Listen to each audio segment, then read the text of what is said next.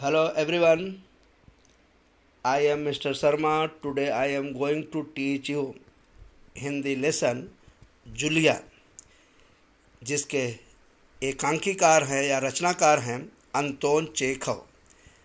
बच्चों ध्यान दीजिए, ये जुलिया जो पाठ है एक तरह का एकांकी है, ड्रामा है। इसमें दो कैरेक्टर हैं, एक है जुलिया जो रूस की है और वहाँ का जो गृहस्वामी है, मालिक है, वो भी रूस का है। जुलिया उसके घर पर काम करती है। यहाँ पर मैं आपको परिचय के रूप में बताता हूँ कि विषय प्रवेश क्या है। ध्यान से सुनिए। प्रस्तुत पाठ जुलिया महान रूसी साहित्यकार अंतोन चेखव द्वारा लिखी गई एकांकी है। इस नाटक में लेखक ने बताया है कि सीधे साधे सरल इंसानों का लोग किस प्रकार शोषण करते हैं, उनकी मजबूरियों का फ़ायदा उठाते हैं।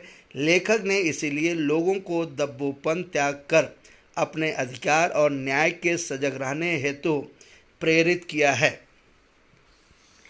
यहाँ पर आगे बताया गया है कि जो गृहस्वामी है, मालिक है, एक ईमानदार और न्यायी व्यक्ति है।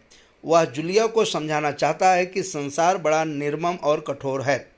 इस संसार में यदि वह इसी प्रकार भोली और सीधी सादी बनकर रहेगी तो लोग उसका फ़ायदा उठाएंगे। जुलिया को यह बात समझाने के लिए उसे पहले तो उसकी तनख्वाह मतलब वेतन काटने का एक नाटक करना पड़ा, किंतु बाद में उसे पूरे पैसे दे दिए।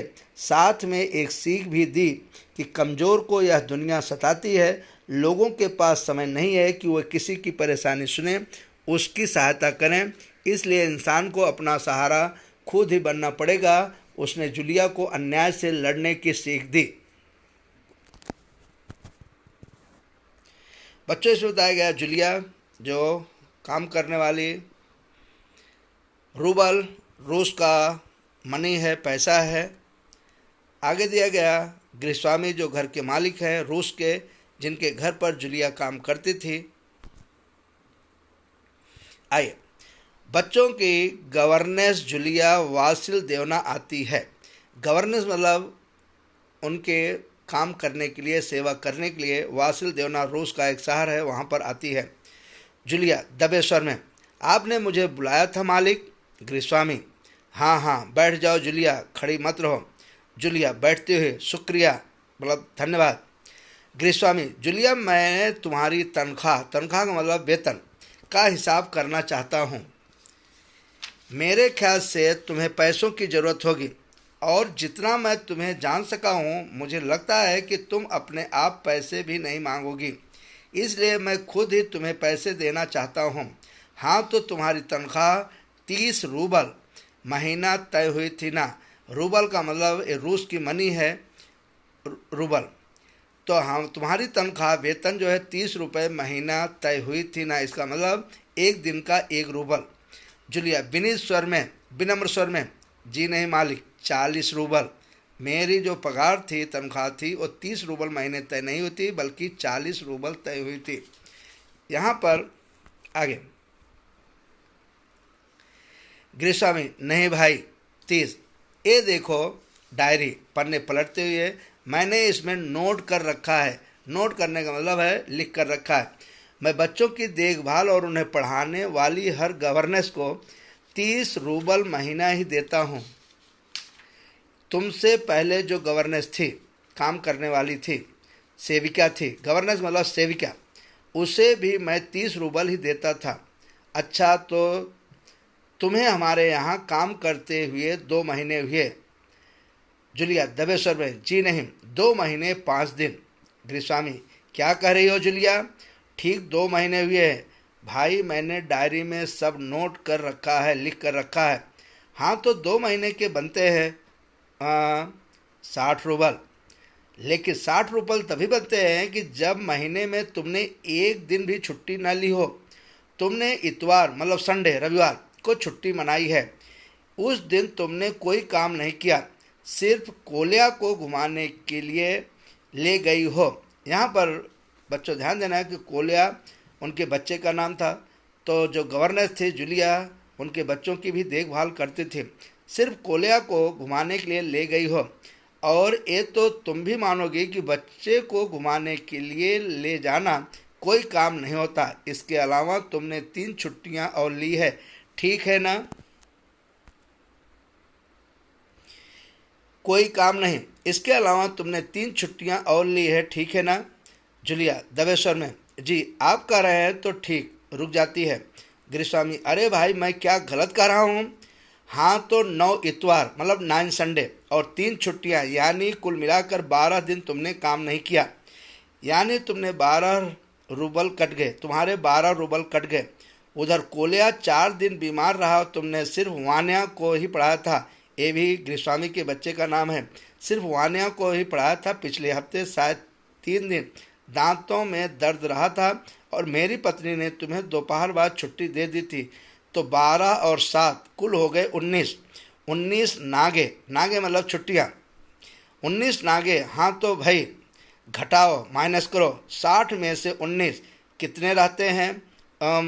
41, 41, 41 रूबल, ठीक है।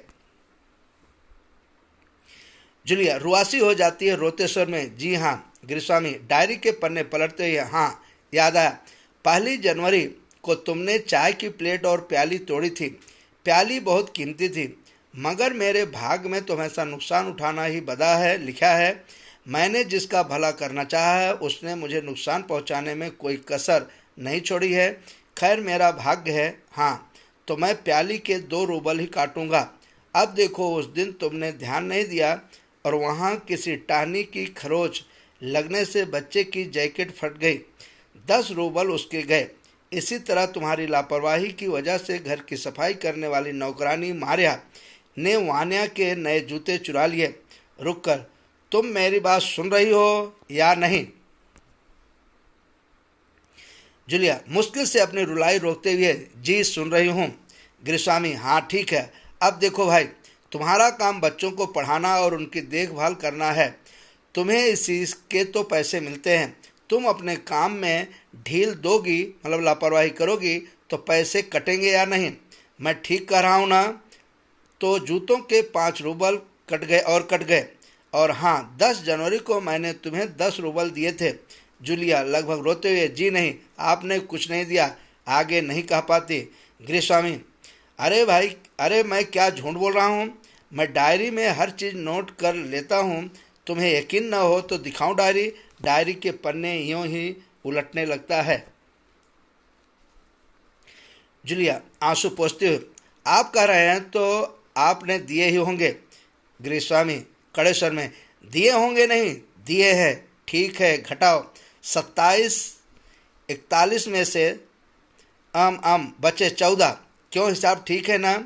जूलिया आंसू पीती हुई कांपती आवाज़ में, मुझे अभी तक एक ही बार कुछ पैसे मिले थे और वो मुझे मालकिन ने दिए थे, सिर्फ 3 रूबल, ज़्यादा नहीं। गृहस्वामी, ऐसे लगता है कि जैसे आसमान से गिरा हो। अच्छा, और इतनी बड़ी बात तुम्हारी मालकिन ने मुझे बताई तक नहीं। और देखो तुम ना बताती तो हो जाता अनर्थ गड़बड़। खैर देर से ही सही, मैं उसे भी डायरी में नोट कर लेता हूँ। डायरी खोलकर उसमें यूं ही कुछ लिखता है। हाँ तो 14 में से 3 और घटा दो, माइनस कर दो, तो बचते हैं 11 रूबल। देते हुए संभाल लो, गिन लो, ठीक है ना? जूलिया कांपते हाथों से रूबल लेती है और कांपते ही स्वर में कहती है, जी धन्यवाद। गृहस्वामी अपना गुस्सा नहीं संभाल पाता, ऊंचे स्वर में लगभग चिल्लाते हुए, तुम मुझे धन्यवाद दे रही हो जूलिया, जबकि तुम अच्छी तरह जानती हो कि मैंने तुम्हें ठग लिया है, धोखा दिया है, तुम्हें धोखा दिया है, तुम्हारे पैसे हड़प लिए और तुम उसके बदले इसके बावजूद मुझे धन्यवाद दे रही हो। गुस्से में आवाज़ उसकी कांपने लगती है। जूलिया, जी हाँ मालिक। गृहस्वामी गुस्से से तुतलाने लगता है, हकलाने लगता है, जी हाँ मालिक, जी हाँ मालिक। क्यों क्यों जी हाँ मालिक? जूलिया डर जाती है, भयभीत स्वर में, डरे हुए स्वर में, क्योंकि इससे पहले मैंने जहाँ जहाँ काम किया उन लोगों ने तो मुझे 1 पैसा तक नहीं दिया। आप कुछ तो दे रहे हैं। गृहस्वामी क्रोध के कारण कांपते उत्तेजित स्वर में, उन लोगों ने तुम्हें 1 पैसा तक नहीं दिया। जूलिया, मुझे ये बात जानकर जरा भी आश्चर्य नहीं हो रहा है।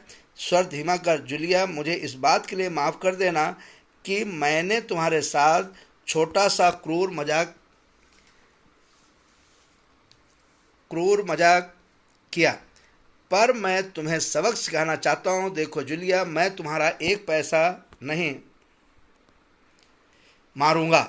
जेब से निकालकर, ये है तुम्हारे 80 रूबल, मैं अभी इन्हें तुम्हें दूंगा, लेकिन इससे पहले मैं तुमसे कुछ पूछना चाहूँगा। जूलिया, क्या जरूरी है कि इंसान भला कहलाने के लिए इतना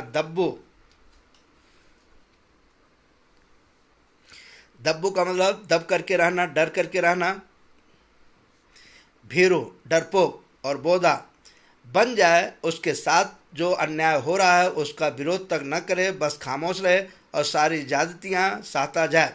नहीं जूलिया, नहीं, इस तरह खामोश रहने से काम नहीं चलेगा। अपने को बचाए रखने के लिए तुम्हें इस कठोर, क्रूर, निर्मम और हृदयहीन संसार से लड़ना होगा।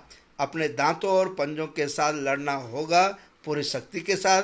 मत भूलो जूलिया, इस संसार में दब्बू और रीढ़ रहित लोगों के लिए कोई स्थान नहीं है, कोई स्थान नहीं है। धन्यवाद।